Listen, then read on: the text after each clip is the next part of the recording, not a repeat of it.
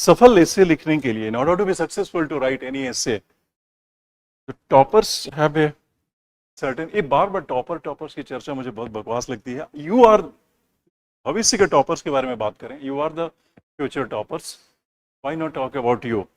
तो you future toppers की बात करें ना, जो चले गए वो चले गए, now you some of you will be the toppers. So आप क्या करेंगे? Think like a topper and प्रवाह में लिखते समय कई बार क्या है ये, अब की तरह थोड़ा ही लिख देता हूँ। नहीं,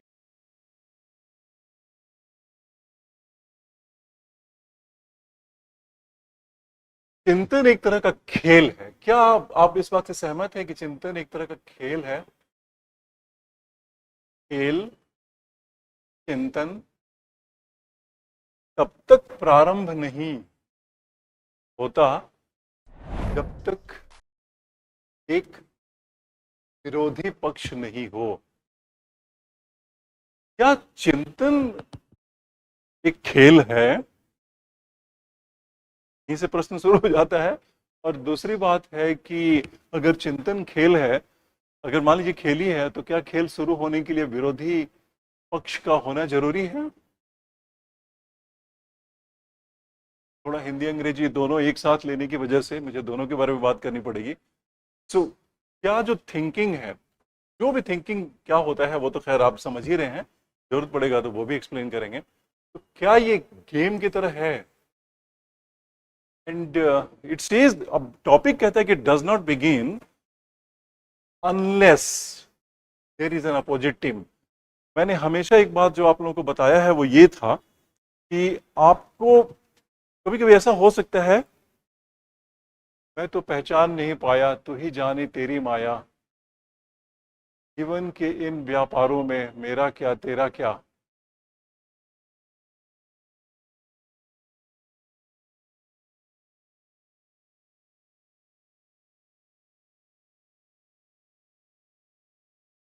तो हम चाहें तो कई ऐसी बातें सोच सकते हैं जो इस टॉपिक का पार्ट नहीं है। जैसे उदाहरण के तौर पे, आप में ये क्षमता है और कई लोगों में ये क्षमता है कि वो इस बात ऐसा तर्क देना शुरू करें, चिंतन एक खेल नहीं है भाई। आप ये तर्क देना शुरू करें कि चिंतन एक बहुत गंभीर विषय है, चिंतन और मनन हमारी मेधा का प्रकटीकरण है। चिंतन और मनन, हम जब एक विशेष तौर पे सहृदय और नैतिक तरीके से और विशद अध्ययन के बाद और किसी विशद विषय को लेकर और पूरी तरह से एकाग्र होकर कार्य जब कर रहे होते हैं, तब चिंतन की प्रक्रिया प्रारंभ होती है। पता है, इसे खेल कहना, इसे अत्यंत छोटा बनाना है, वगैरह वगैरह वगैरह वगैरह, बहुत सारी चीजें आप कह सकते हैं। In other words, what actually I want to say, that you can argue that thinking is not like a game. ठीक है, ये भी तर्क दिया जा सकता है, लेकिन मैंने बोला था कि यूपीएससी आपसे जो काम करवाना चाहता है वो करिए। अगर मान लीजिए कि आप यूपीएससी की किसी स्थापना से, that is any topic that UPSC is giving, and you are not agreeing with that, then you can choose to write another topic. फिर इस टॉपिक को मत लिखिए, कोई और टॉपिक को चूज कीजिए। और ऐसा तो होगा नहीं कि उनके सारे के सारे 4 टॉपिक हैं, उन सब से आप डिसएग्री करें, ऐसा तो शायद नहीं होगा। लेकिन अगर ऐसा होता है, अगर आप डिसएग्री कर रहे हैं, तो क्या रास्ता है? रास्ता ये है कि उनसे एग्री करके उसको आप साबित करिए। नहीं करना चाहते हैं तो विरोध करते हुए, झंडा लहराते हुए आप परीक्षा हॉल से छोड़ के आ जाइए कि हम ऐसी परीक्षा नहीं देना चाहता जिसमें कि ऐसे टॉपिक पूछे जाते हैं जिनसे मैं सहमत नहीं हूँ। मैंने इस बात को थोड़ा नाटकीय तरीके से इसलिए कहा कि आप इस बात को समझ लीजिए कि आप सहमत हों या असहमत हों। When a topic is given, your duty is to proof it एकदम फोर्सफुली, जो पूरे ताकत के साथ और पूरी अच्छाई के साथ और इसके सारे पहलुओं को उजागर करते हुए आपको इसको साबित कर देना है। यह चिंतन एक खेल है और यह तब तक प्रारंभ नहीं होता जब तक विरोधी पक्ष, हमें साबित करना, हमें हमारा यही कार्य करना है। तो विरोधी पक्ष क्या होता है? आपको याद होगा कि मैं बहुत पहले दिन से एक चीज जो समझा रहा हूं वो ये है कि हमें किसी भी चीज का, किसी भी शब्द का विभिन्न आयामों के बारे में सोचना है। So when you talk of when you think of the विरोधी पक्ष, when you think of an opposite team, don't think in a very literal manner. इसका जो जो जो विभिन्न रूप हो सकते हैं, इसके जो विभिन्न अर्थ हो सकते हैं, फिगरेटिव अर्थ हो सकते हैं अपोजिट टीम के, वो भी सोचना है। जैसे उदाहरण के तौर पे मान लीजिए कि हम अकेले कहीं चिंतन कर रहे हैं, तो जब हम अकेले बैठकर कहीं, ये बात ध्यान से सुनिए क्योंकि इस बात को सुनने के बाद आपको टॉपिक को समझने में आसानी होगी। और टॉपिक को समझने के भी अलग अलग डिग्री होती है। जैसे कुछ लोगों को टॉपिक बहुत समझ में, जस्ट किसी तरह टॉपिक समझ में आ जाता है, कुछ लोगों को टॉपिक बड़ी गहराई से समझ में आता है, कुछ लोगों को टॉपिक बहुत अच्छे से समझ में आ जाता है, कुछ लोग टॉपिक को समझ के और उसके विभिन्न आयामों को तुरंत सोचना प्रारंभ कर देते हैं, और कुछ लोग टॉपिक को समझते हैं लेकिन मन में लगा रहता है कि शायद मैं ठीक से नहीं समझा, और कुछ लोग टॉपिक को सोचते हैं कि हम समझ गए हैं लेकिन दरअसल वो मिसअंडरस्टैंड कर चुके होते हैं। तो टॉपिक को समझने में ये एक अभ्यास की बात है जो लगातार करने से आता है। जैसे मान लीजिए कि कोई बहुत ही प्रवीण गेंदबाज है और अगर वो स्विंग बॉलिंग कर रहा है, लेट स्विंग कर रहा है, या एक विशेष तौर पे इन स्विंगर है, कटर है, बहुत सारे मिक्स कर रहा है, तो आपको एक दिन में समझ में नहीं आएगा। उस तरह की गेंदों को लगातार खेलते, वर्षों तक खेलते खेलते खेलते खेलते धीरे धीरे आप प्रवीण होंगे। एक बार में खाली बस एक वीडियो देख लिया, इस तरह से स्विंग बॉल को खेलते हैं, ये काम करते हैं, ऐसे कदमों का संचालन होता है, बल्ले को ऐसे पकड़ते हैं, आपके स्टैंडिंग स्टैंस ऐसे होने चाहिए, आपका बैकवर्ड फॉरवर्ड, दैट्स ऑल, और उसके बाद से आप खेलने आ गए। किसी टॉपर का वीडियो देख लिया और उसके बाद से खेलने आ गए, पहली ही गेंद पे आउट हो जाएंगे या फिर चोट लग बैठेगी।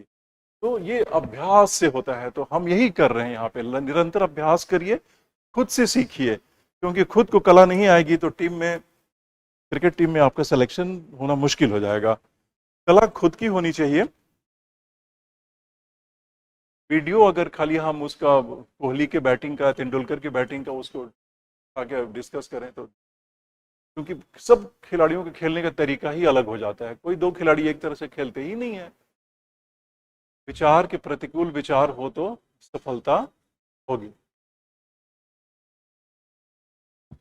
अभी मैं जो कहने जा रहा हूं उसको ध्यान से सुनिए, तब आपको ये टॉपिक समझने में आसानी होगी।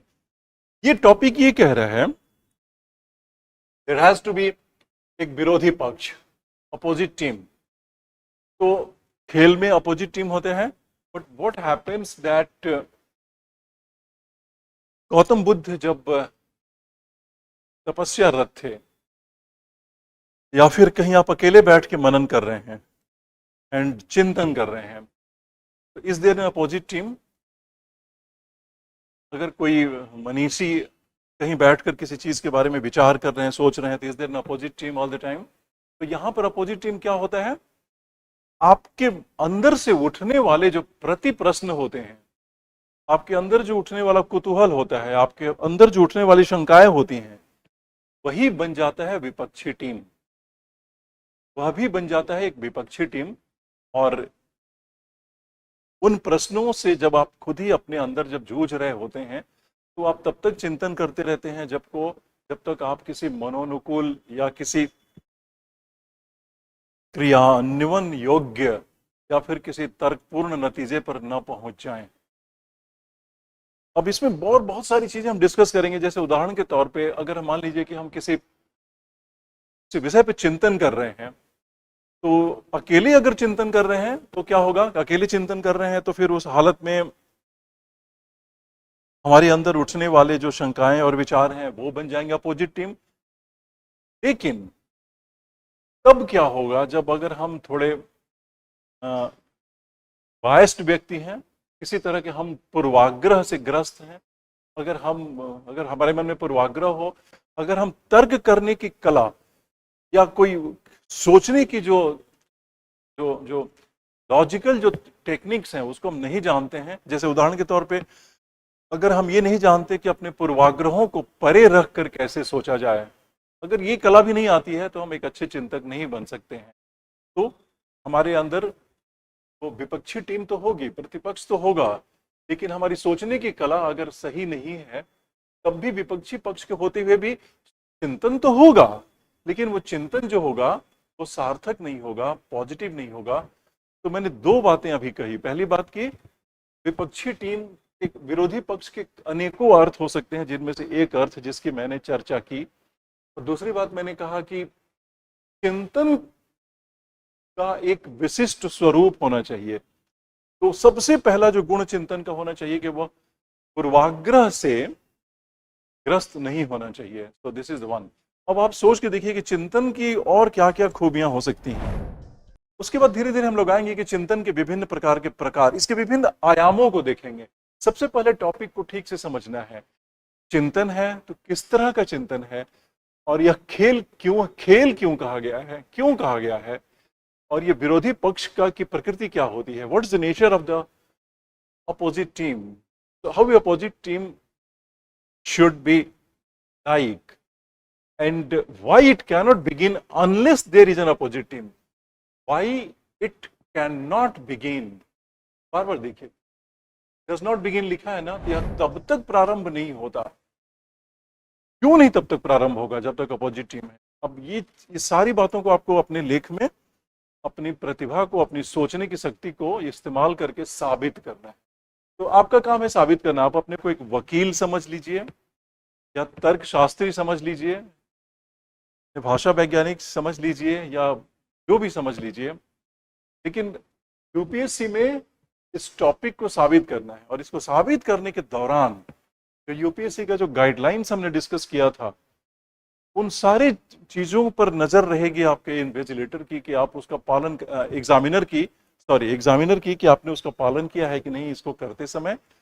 और आपको खुली छूट दी गई है कि आप जो चाहे लिखें, जिन जिन विषयों को चुने, जैसे उदाहरणों को चुने। तो जाहिर है कि हम 10 लोगों को बिठा दें लिखने के लिए दूर दूर, वो जब लिख के लाएंगे तो 10 के बिल्कुल अलग तरह के ऐसे हो जाएंगे, एक दूसरे से कुछ भी मेल नहीं खा रहा होगा। हाँ, वो बात अलग है कि अगर इसी क्लास में बैठे हैं और इस टॉपिक को हमने डिस्कस किया है, इसी को लेक्चर किया है, तो हो सकता है कि उनके लेखन में कुछ साम्यता आ जाए, क्योंकि जो बातें यहाँ हम डिस्कस कर रहे हैं, सुन रहे हैं, तो possibly those things could come together. लेकिन अलग अलग जगहों से आए हैं, जैसे कोई चेन्नई से आया, बेंगलोर से, महाराष्ट्र से, पंजाब से, पटना से, तो सबके इससे बिल्कुल अलग हो जाएंगे। लेकिन उनमें उच्च अंक प्राप्त करने वाले शायद कोई भी दो ऐसे एक जैसे नहीं होंगे। तो इसी बात को ध्यान में रखते हुए आपको हम 60 सेकंड रुक रहे हैं कि चिंतन की क्या क्या खूबियां होनी चाहिए, चिंतन होता क्या है, खेल ही क्यों है, और क्यों नहीं तब तक शुरू होगा जब तक विरोधी पक्ष नहीं होता है। इसी चीज को स्थापित करना है, और स्थापित करते हुए हमें विभिन्न उदाहरण देने हैं। और एक चीज बता दें कि शुरू में ही कि इसका डिसएग्री अगर हम करते हैं कि चिंतन खेल नहीं होता है, और यह तब तक, और यह प्रारंभ हो सकता है भले विरोधी पक्ष नहीं हो, तो एकदम उल्टी बात हो जाएगी। वो एक अलग टॉपिक होगा, कल को यूपीएससी ने वो पूछा ही नहीं है। इसलिए अगर वैसी बात आप लिखते हैं जो टॉपिक से अलग हटके है, तो फिर ये बहुत अच्छा नहीं होगा, क्योंकि उसमें अंक नहीं मिलेंगे।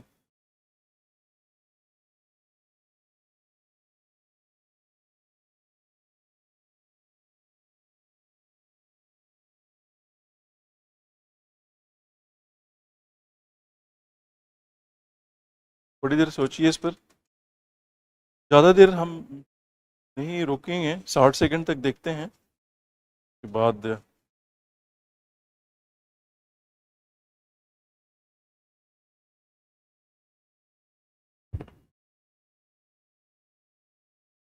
एक चीज और है कि बोर्ड पे बहुत ज्यादा कुछ लेखन कार्य करना होगा, तो मुझे ये मिटाना भी पड़ सकता है। तो इसलिए आप इसको अपने सामने भी प्रश्नों को खोलकर रख लीजिए।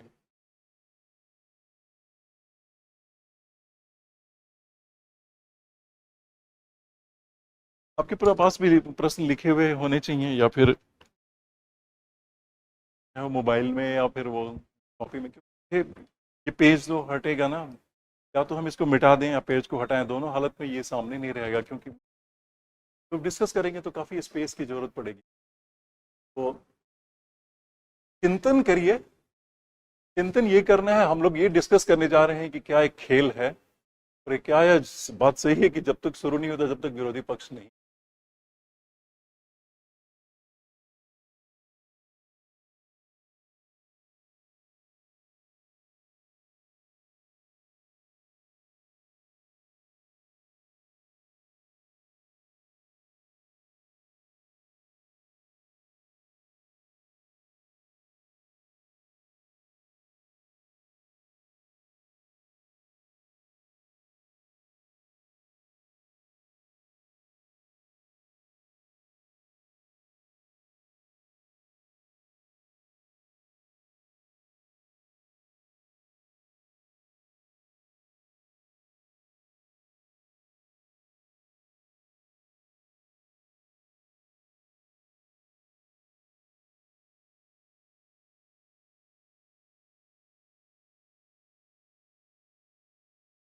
सौरभ जी, आपने एक बहुत अच्छी बात लिखी है, दैट्स वेरी गुड, कि thinking requires efforts to overcome challenges in front of us.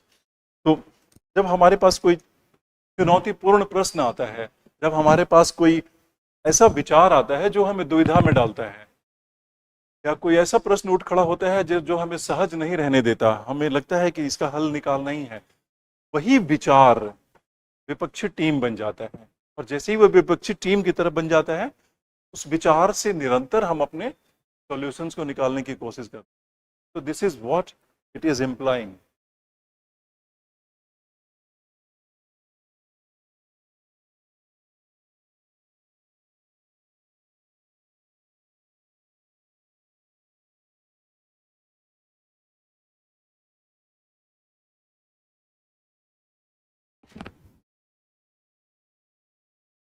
तो ये तो ठीक है, आपने जो लिखा है कि ये कई सारे एग्जाम्पल हो गए। तो ऐसा लगता है कि हम लोग करीब करीब अब टॉपिक को समझ चुके हैं।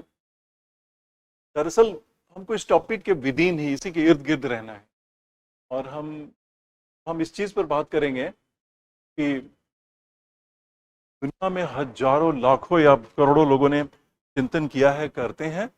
चिंतन करते समय उन्हें कोई एक विचार चाहिए होता है जिस विषय पर वो मनन करें। मनन करते समय जब तक कोई प्रतिकूल विचार या आपको चिंतित करने वाला कोई विचार नहीं हो, तब तक आपका वो विचारों की श्रृंखला प्रारंभ नहीं होती। जैसे आप किसी चीज पर सोचना चाहते हैं, तो मन में कोई एक विचार आया, वो विचार अगर आप विचारों से पूर्णतः सहमत हैं तो फिर चिंतन की कोई आवश्यकता होती ही नहीं है। चिंतन तभी हो पाएगा जब आप किसी प्रश्न का हल ढूंढेंगे, जब किसी नतीजे पे पहुंचने की कोशिश करेंगे, या किसी गूढ़ रहस्य को सुलझाने की कोशिश करेंगे, तो चिंतन होगा। अब चिंतन अनेक तरह के होते हैं। एक चिंतन होता है जिसको कि बोलते हैं चिंता, worry. Worry is not a चिंतन, वॉरिंग इज नॉट ए चिंतन। वॉरिंग में क्या होता है, देखिए, वॉरिंग में और चिंतन में, चिंता और चिंतन में अर्थ को समझिए। वॉरिंग में क्या होता है कि आप एक लगातार एक विशेष सर्कल में, लगातार विशेष सर्कल में गोल गोल गोल गोल गोल गोल घूम रहे हैं।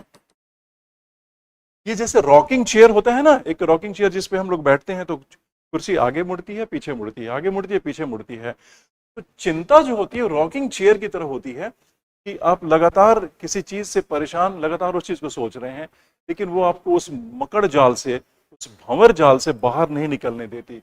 सो पहले तो आपको चिंतन, हमें चिंता और चिंतन के अर्थ को भी समझना पड़ेगा, ऐसे करके लिखना पड़ेगा। तो एक आप ये चीज को लिखेंगे कि वरी एंड चिंतन। और क्या क्या अंतर हो सकता है चिंतन में?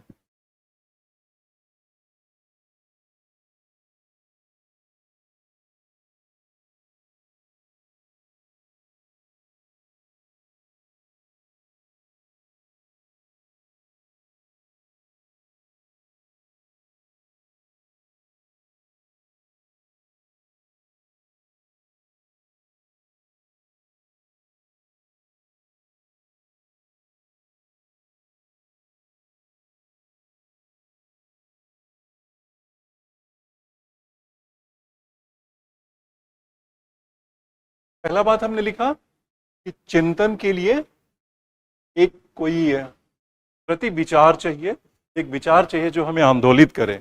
तो पहला कैरेक्टरिस्टिक्स ये हो गया पेन का।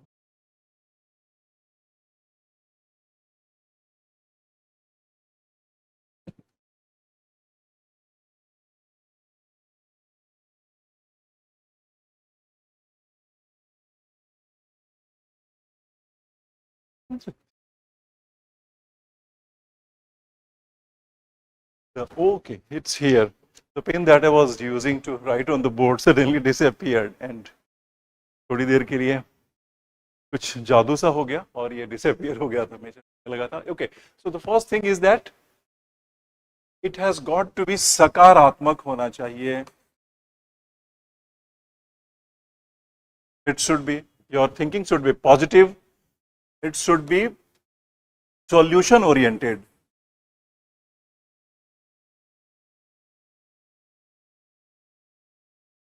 ठीक है, तो हम लिखेंगे कि चिंतन के गुणों की चर्चा करेंगे। ये सब हम कर लेंगे, तब उसके बाद हम एक लास्ट में देखेंगे कि इन सारी चीजों को सजा के और एक पूरा एक हिस्से का स्वरूप कैसा दें। तो अभी हमने देखा कि चिंतन के जो चिंतन के जो गुण हैं उनकी बातें करेंगे।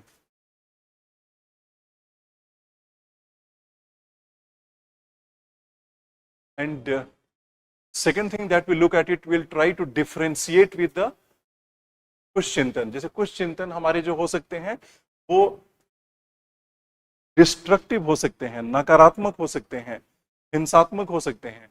वो सारे ऐसे चिंतन टॉक्सिक होते हैं, क्योंकि चिंतन एक तरह का खेल है और खेल में जैसे खेल की भावना होती है उसी तरह से चिंतन जो होना चाहिए वो सकारात्मक होना चाहिए, सॉल्यूशन ओरिएंटेड होना चाहिए। और सकारात्मक शब्द कहना काफी है, इसको बहुत ज्यादा वर्णन करने की जरूरत नहीं है। सकारात्मक में जैसे उदाहरण के तौर पे आप इस बात का चिंतन कर रहे हैं कि कैसे पूरी मानवता ये सारे पेड़ कैसे कटवा दें, किस तरह से इन जानवरों को मार दिया जाए, किस तरह से उनकी संपत्ति हड़प ली जाए, ऐसे चिंतन जो कर रहे हैं वो नकारात्मक चिंतन है। तो चिंतन सकारात्मक होने चाहिए और सॉल्यूशन ओरिएंटेड होने चाहिए। और एक चीज और है कि चिंतन लगातार, मतलब सॉल्यूशन ओरिएंटेड के मतलब उसमें सब कुछ आ गया कि मतलब आपको तब तक चिंतन किसी नतीजे पे पहुंचने के लिए होना चाहिए, सिर्फ इसलिए नहीं कि आप वरी कर रहे हैं या चिंतन किसी दिशा में नहीं जा रहा है। तो चिंतन करने की एक कला होती है। चिंतन करने की कला क्या होती है कि हम पहले अब देखेंगे कि क्या हमारे कोई पूर्वाग्रह तो नहीं है।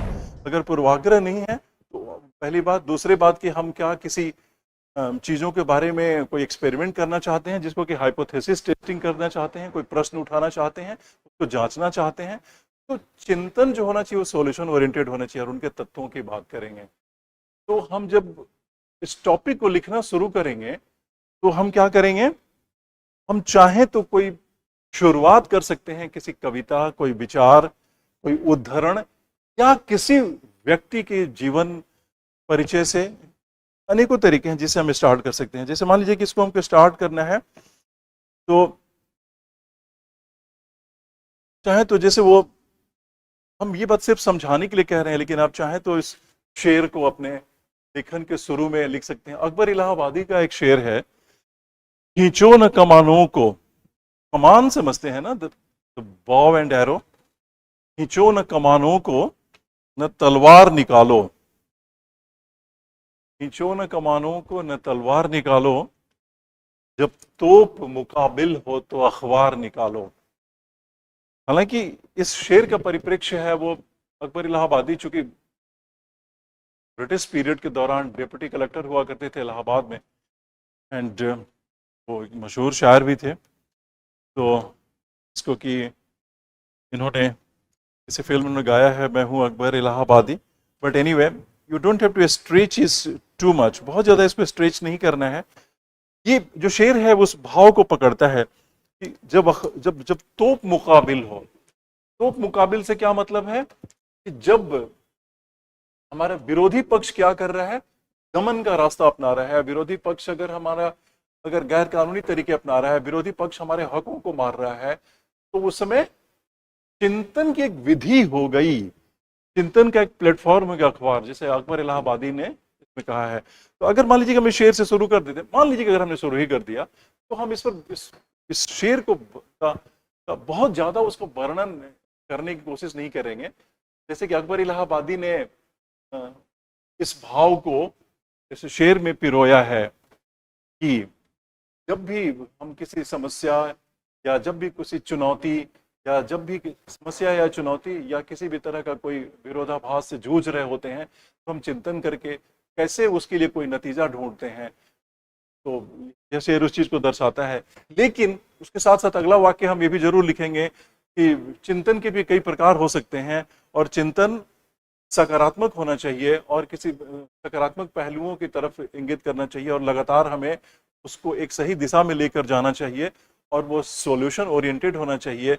और चिंतन चिंता की तरह बिल्कुल नहीं है, जो ऐसा चिंता भी कई बार लगती है कि जैसे चिंतन कर रहे हैं, लेकिन चिंता में हम लगातार एक गोल गोल एक उसके भंवर जाल में फंसे रहते हैं और इससे कोई हल भी नहीं निकलता और हमारे यहाँ मानसिक शारीरिक स्वास्थ्य को प्रभावित भी करता है और हमारे इर्द गिर्द सिर्फ नकारात्मकता फैलाता है। अतः चिंतन एक अपने आप में एक सकारात्मक चीज है, जो जिसको देखने में चिंता बिल्कुल चिंतन की तरह लगती है, लेकिन चिंता एक बिल्कुल अलग चीज है। तो सकारात्मक चिंतन के ये पहलू होते हैं और ये दो तीन जो पहलू हमने उसके बारे में बात किया तो इस तरह से मान लीजिए कि आपने इंट्रोडक्शन तो लिख दिया, ऐसे प्रारंभ तो हो गया और जब इंट्रोडक्शन लिखा तो लगभग ये बात हो गई कि आपको चिंतन समझ में आ गया है। अब इसमें कैसे कैसे उदाहरण देंगे, जरा कैसे तर्क देंगे, कैसे कैसे उदाहरण देंगे।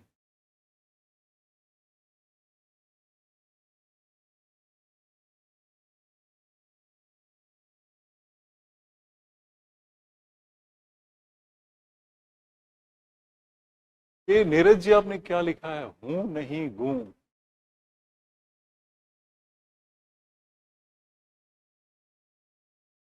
कुछ सांकेतिक भाषा में अगर आपने लिखा हो तो फिर उसका अर्थ मैं समझ नहीं पा रहा हूं।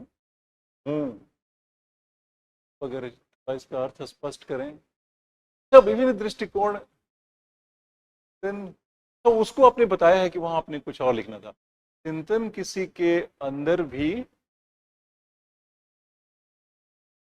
होता है जो किसी समस्या, अच्छा गुण आप शायद लिखा है, ठीक है ठीक है, समस्या सवाल को हल करने के विभिन्न दृष्टिकोण को दिखाती है। बिल्कुल सही आपने लिखा है कि चिंतन सबको करना, देखिए सही तरीके से सकारात्मक तरीके से और पूर्वाग्रहों को एक तरफ परे हटाकर और उस पर लगातार उस पर तब तक मनन करते रहना जब तक समस्या का हल नहीं मिल जाए। जैसे गौतम बुद्ध के बारे में देख लीजिए कि उन्होंने इतनी कठोर तपस्या की और तब तक तपस्यारत रहे जब तक उनके अपने प्रश्नों का हल नहीं मिला।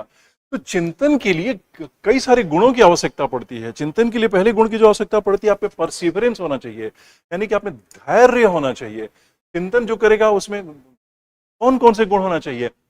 अब आप जैसे मान लीजिए कि पहले पैराग्राफ में आपने लिखा ये इंट्रोडक्शन, जो बातें अभी मैंने जो बोला, अगर आपने उसको कुछ कुछ नोट कर लिया होगा तो आप एक तरह से कह सकते हैं कि मैं इससे एक्चुअली लिख ही रहा हूं।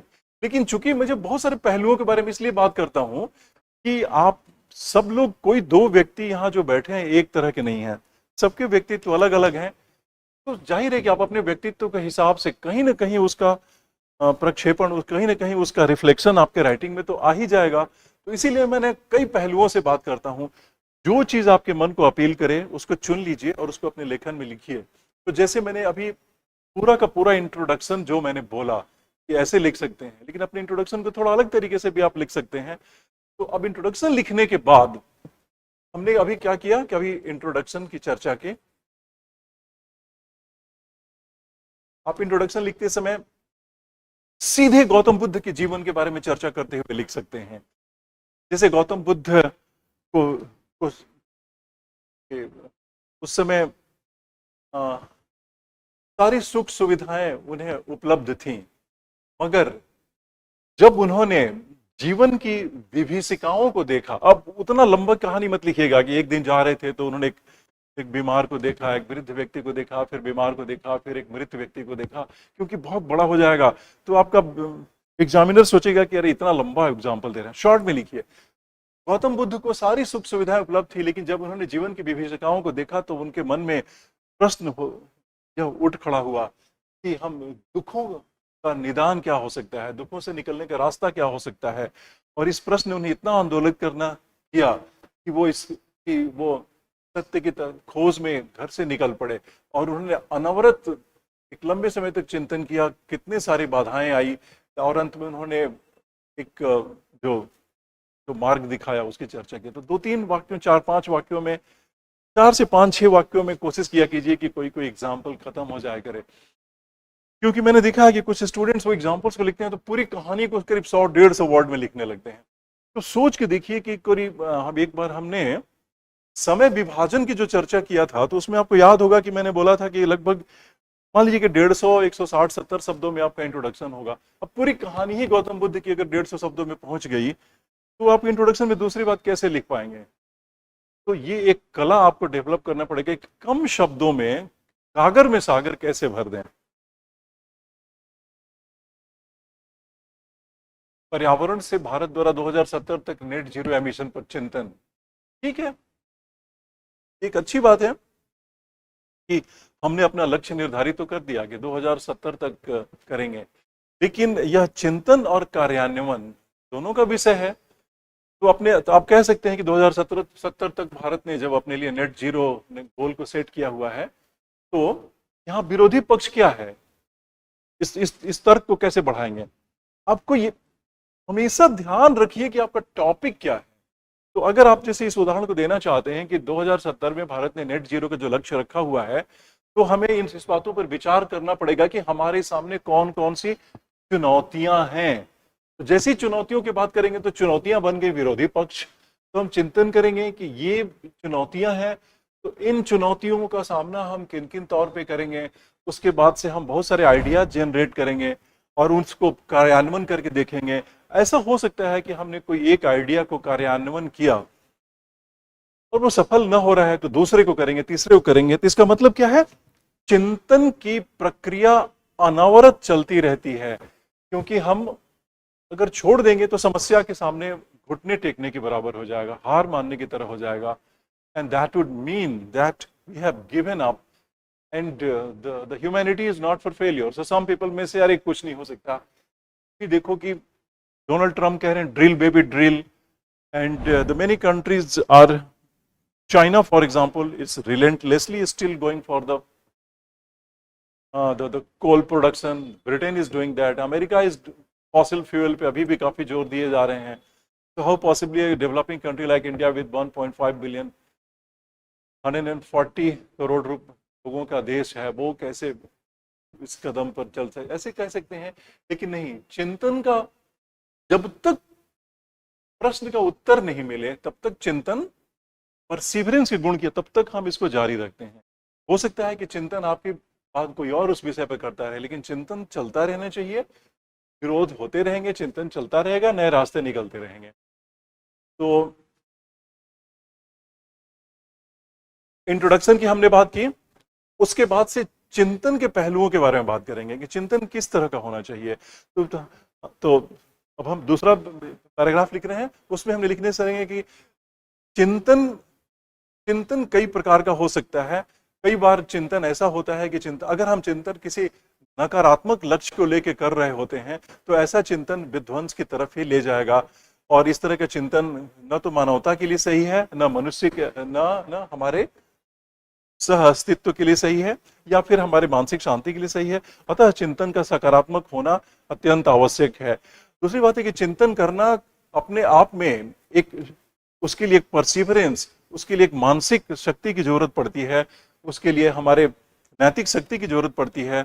अतः हमें सॉल्यूशन ओरिएंटेड चिंतन की प्रक्रिया को जारी रखना चाहिए ताकि वो जिससे कोई हल प्राप्त हो। और हमें यह भी ध्यान देना पड़ेगा कि चिंतन एक सकारात्मक दिशा में चल रहा हो, ताकि जिससे कि किसी हल की प्राप्ति हो, न कि चिंतन करते वक्त हम किसी अन्य चीजों से भ्रमित हो जाएं या विमुख हो जाएं। तो इस तरह से चिंतन के आपने विभिन्न प्रकार के गुणों की चर्चा किया।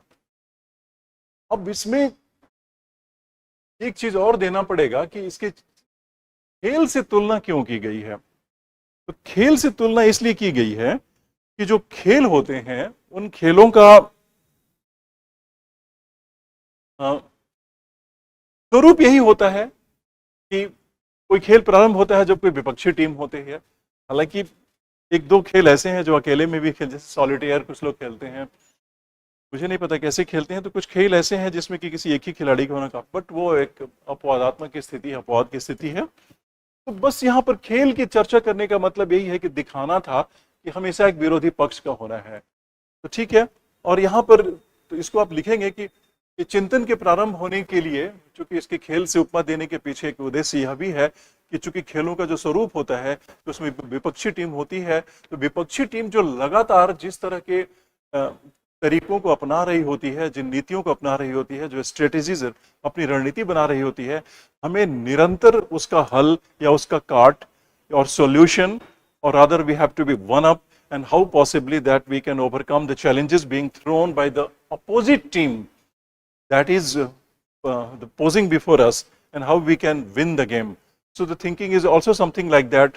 So like the sports, like the game, the opposite ideas, they keep posing new challenges, they keep throwing new challenges, and when we try to overcome those challenges, it becomes like a game. ये हमारा दूसरा paragraph हो जाएगा। तीसरा paragraph अगर हम मान लीजिए कि अगर हम बात करें तो उसमें आप उस चीजों की चर्चा करेंगे कि थिंकिंग एक किस तरह का गेम है, कौन कौन से गेम है। तो जिस तरह से हर तरह के जो गेम हैं, जैसे उदाहरण के तौर पे वो नैतिक नहीं हो सकते। जैसे उदाहरण के तौर पे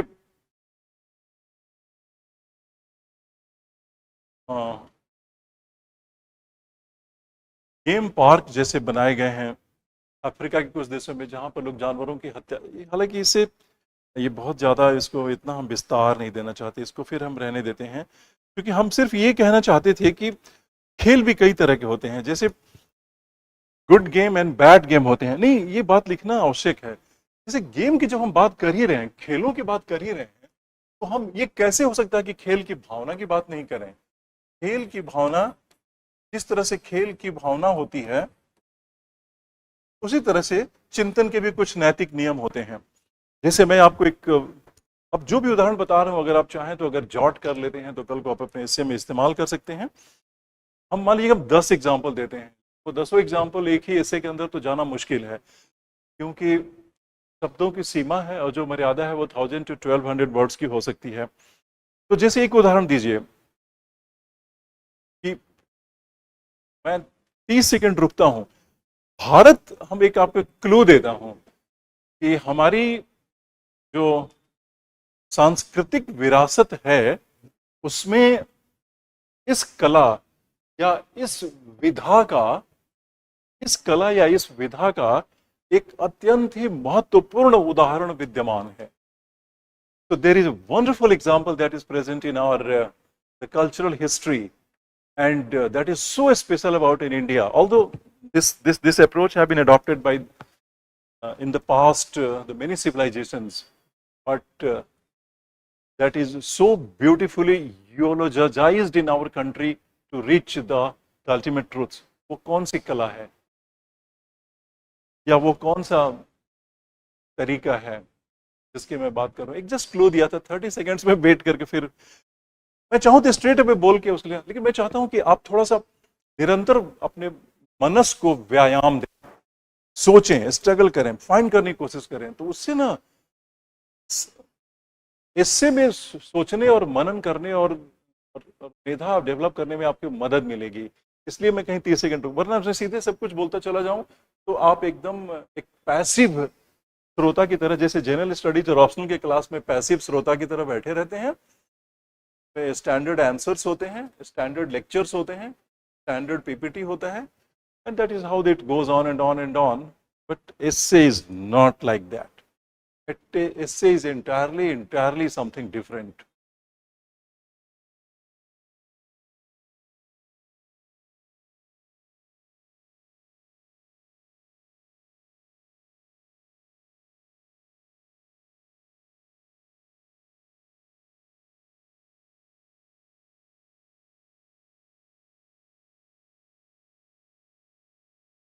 ठीक है, ये जो नकल की जो घटनाएं हो रही हैं, यह दरअसल एक केंद्रीय कानून है। नकल का जो कानून बना है वो केंद्रीय कानून है, और लॉ ऑफ पार्लियामेंट तो आपने क्या योग लिखा हुआ है? हाल के परेशानी, हाल की घटनाओं ने सरकार को स्वरूप यूपी गवर्नमेंट ने एक कानून का निर्माण किया, ठीक है। कुछ राज्यों के अपने कानून अलग हैं और ये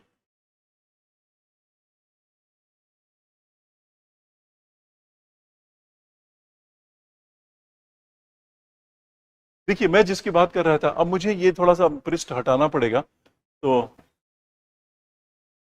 टॉपिक अब तो अब लगभग आपके मन में टॉपिक बैठ ही चुका होगा। इस टॉपिक को लिखते समय आप एक पैराग्राफ इस बात को बनाइए कि भारत में चिंतन की एक शास्त्रीय परंपरा, या शास्त्रीय शब्द लिखने में आपको बड़ा लग रहा हो, भारत में चिंतन का एक लंबी ऐतिहासिक परंपरा रही है, और जिसमें कि हम वो शब्द है शास्त्रार्थ के माध्यम से कई बार विरोधाभासी विचारों का एक अत्यंत सम्यकपूर्ण, a very peaceful and friendly and the cordial atmosphere where the two scholars will sit together and they will argue on a topic and we will reach a conclusion. So ये जो शास्त्रार्थ की जो प्रक्रिया है उसके कुछ बड़े गूढ़ नियम होते थे।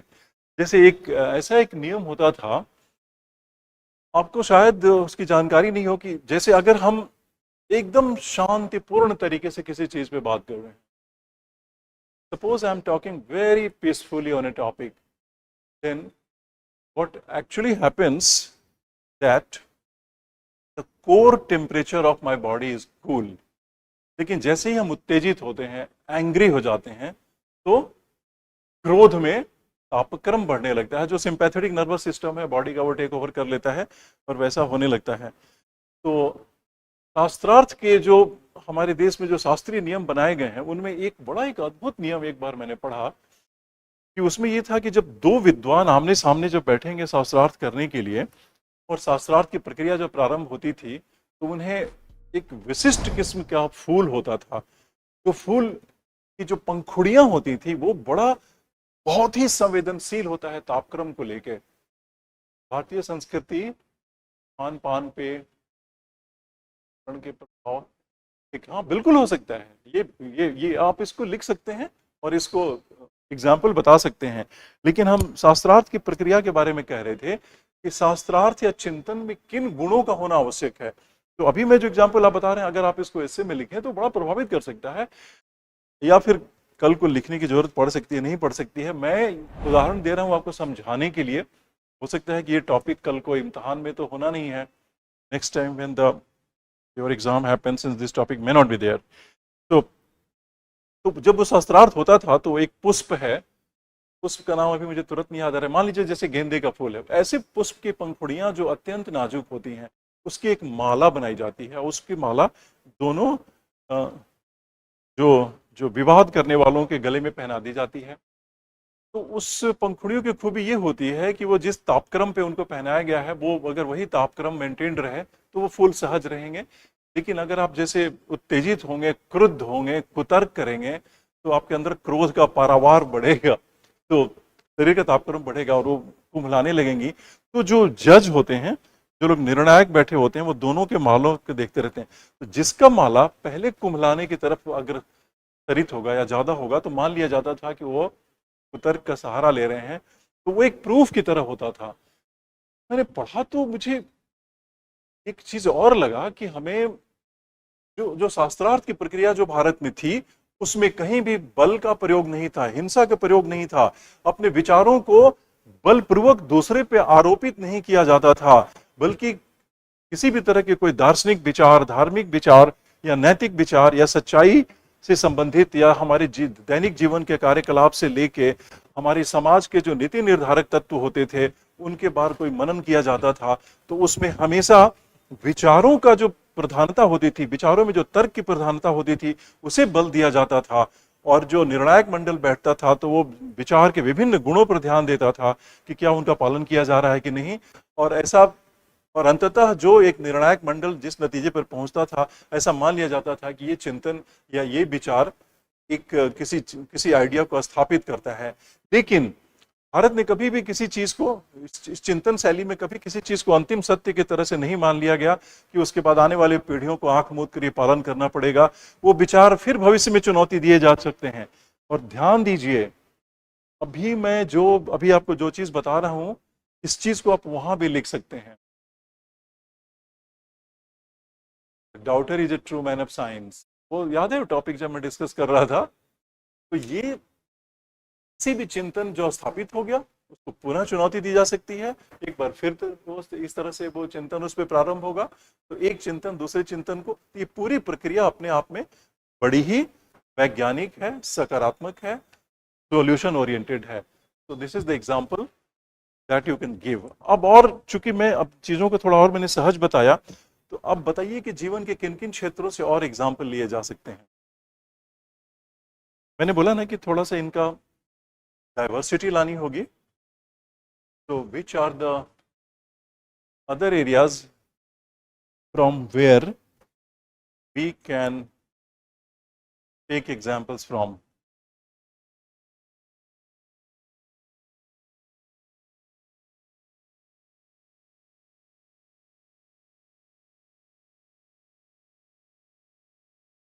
कुछ और एग्जाम्पल देंगे ना, जैसे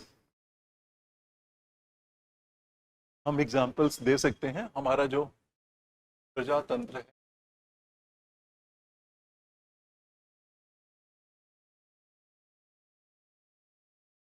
है, रेस है। तो एक इशारा मिला आपको कि what actually happens that in our democracy, in our parliament, there is a provision for an opposition team, and there is a treasury bench and then opposition, and then निरंतर पार्लियामेंट क्या है, विचारों का, चिंतन का, मंथन का एक मंच है।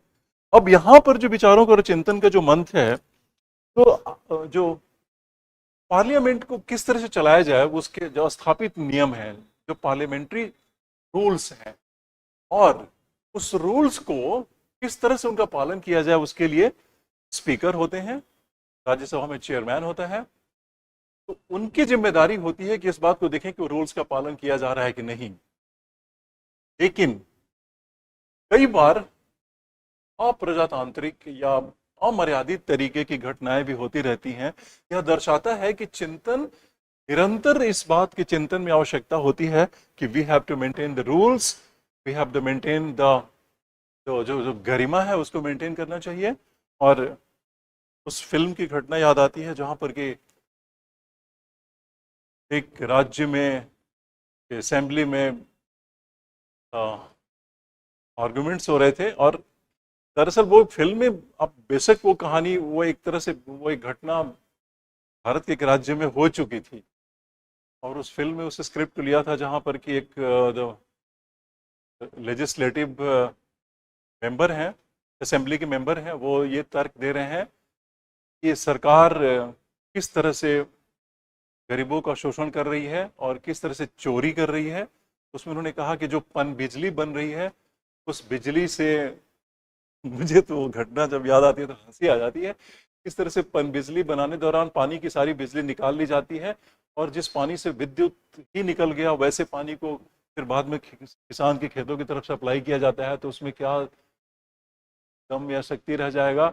अतः हम इस बात का पुरजोर विरोध करते हैं कि सरकार बिना पन बिजली का प्रयोग किए बगैर उस जल को, बड़े चीख चीख कर वो दे रहे हैं भाषण। और सबसे मजेदार बात है कि उनके दल के पीछे के समर्थक उनके इस भाषण पे तालियां भी बजा रहे हैं। तो निरंतर आप जो चर्चा करेंगे, खेल भावना की तरह हमारे जो चिंतन है, वो चिंतन किस तरह से निरंतर एक खास एक लीक पर चलेंगे, एक खास तरह के नियम और मर्यादा से बंधे होंगे। तो हमारा एक पैराग्राफ बन जाएगा, हमारा एक पैराग्राफ बनेगा that would be related to से प्रजातंत्र, संसद और प्रेस। प्रेस में भी आपने देखा होगा कि कोई एक घटना घटती है, जैसे उदाहरण के तौर पे उपराष्ट्रपति ने जैसे अभी रिजाइन कर दिया, या उदयपुर फाइल्स जैसी कोई फिल्म बनी, या फिर ऐसे बहुत सारे मामले आते रहते हैं, तो सुप्रीम कोर्ट के पास मामले जाते हैं, या फिर जनता के बीच, या अभी जैसे SIR बिहार में चल रहा है। हर चीज अपने आप में एक चर्चा, एक डिस्कोर्स का विषय बन जाता है। तो आप जिस लेवल पे हैं, जितनी पढ़ाई आपने कर रखी है आप लोग, तो अब आप लोगों को एक विवेक डेवलप कर चुका होगा कि कहाँ कुतर्क हो रहा है, कहाँ तर्क हो रहा है, कहाँ सही तरीके से चिंतन हो रहा है। एंड एम आई स्पीकिंग, आज मैं बहुत ज्यादा हिंदी में ही शायद बात होती चली जा रही है। I think I need to speak bit of English as well, so ये शायद असंतुलन हो रहा हो। So we are talking about the thinking. So do you think that, तो जो चिंतन की प्रक्रिया है, जो थिंकिंग है, that always requires to put on the right track, and for that क्या क्या होनी चाहिए? जैसे पार्लियामेंट के जो पार्लियामेंट्री रूल्स हैं, that needs to be followed. Then there are the other issues as well. Parliamentary rules cannot cover everything, so our representatives, they also need to follow the moral, the code of conduct, and a lot of discussion that also goes into the media.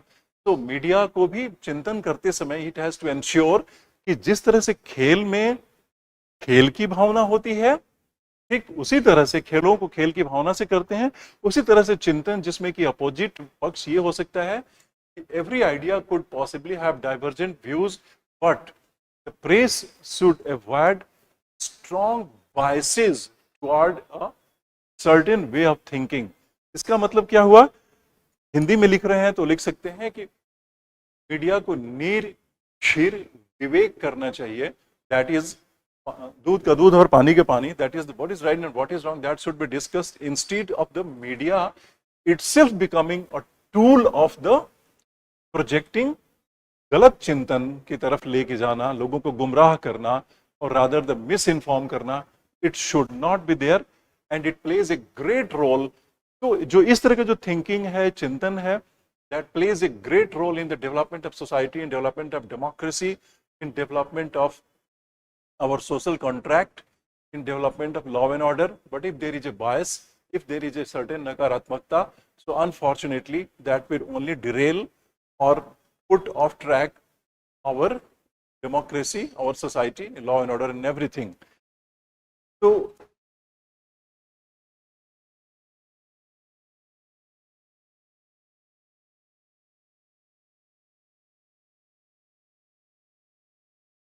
British शासन में भारतीय धन का दोहन, ये अपने आप में एक बहुत बड़ा टॉपिक है, लेकिन यहाँ पर कैसे फिट बैठता है इस टॉपिक में, ये विचार को फिट बिठाना इतना आसान नहीं है कि इसमें शायद ये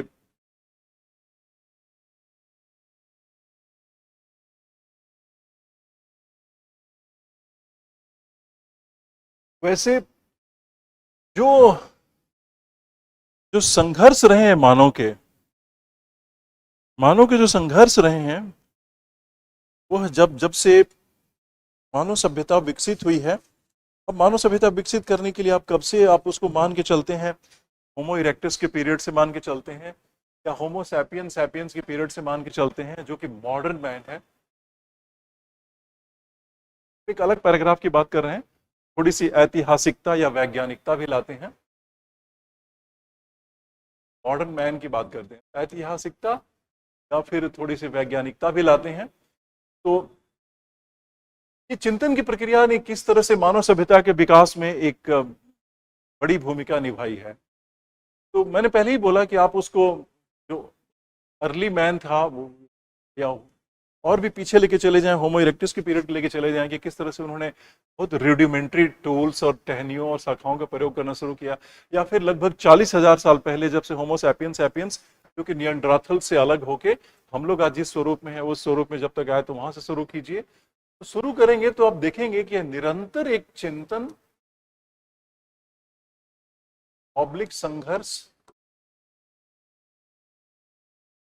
की प्रक्रिया रही। तो जिस तरह से खेल में अपोजिट टीम एक चुनौती होता है, उसी तरह से मानव के सामने निरंतर नई चुनौतियां आती रही हैं, और अपनी जीवटता का परिचय देते हुए मानव सभ्यता ने लगातार चिंतन करते हुए, संघर्ष करते हुए और नए रास्ते खोजे हैं।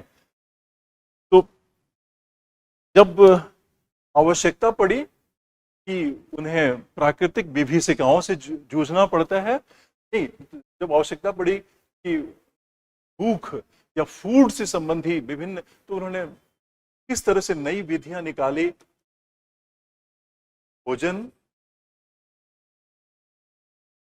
फूड रिलेटेड डेवलपमेंट्स होते चले गए, then shelter related development,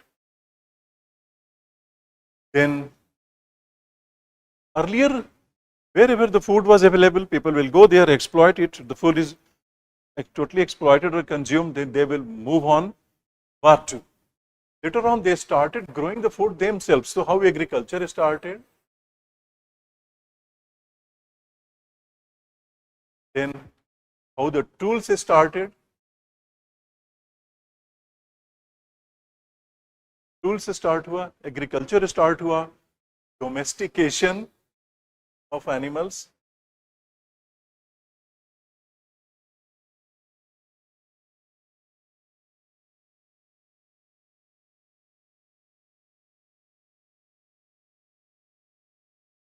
domestication of animals। फिर क्या हुआ, फिर surplus economy I.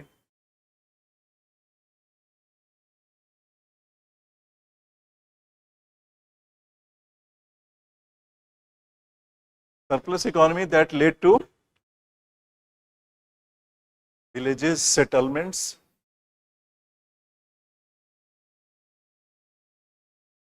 then private property,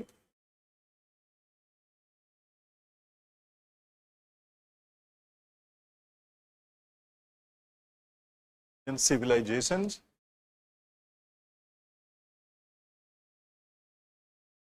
then social contract। What is social contract?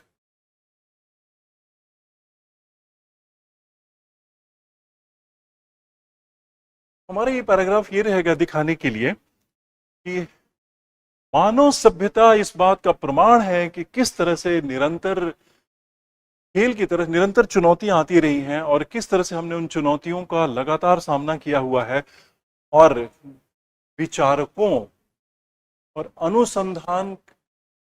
अनुसंधानकर्ताओं और जो और कुशल नेतृत्व और those people who took initiative in order to solve certain problems, they contributed to humanity and how। अब इस चीज को कॉमा देके ही लिखिएगा, वरना डिटेल्स में लिखना शुरू कर दिएगा कि फूड का डेवलपमेंट कैसे हुआ, शेल्टर का डेवलपमेंट कैसे हुआ, कल्चर, फिर तो इसी टॉपिक पे पूरा भर जाएगा 1000 वर्ड्स। तो ऐसे कॉमा दे दे कि एक सेंटेंस में लिख सकते हैं कि ये जो सारे जो सभ्यता के विकास हुए, किस तरह से वो हमारे चिंतन, मनन और सोच के रास्ते से निकले, और किस तरह से हमने अपनी संकटों पे विजय पाया। लेकिन ध्यान दीजिए कि जब ये चुनौतियां मानव जब हजारों साल से जब इनका सामना कर रहा था, तो उस समय भी बहुत तरह के लोग रहे होंगे।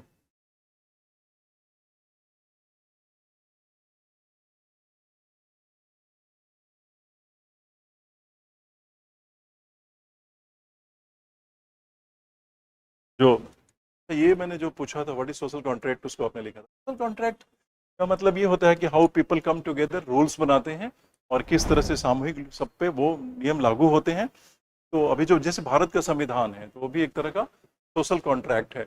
आपने किसी ने लिखा है कि सोलर सिस्टम एटसेट्रा, उस पर कौतूहल, कि आप चाहें तो एक साइंटिफिक वैज्ञानिकता वाला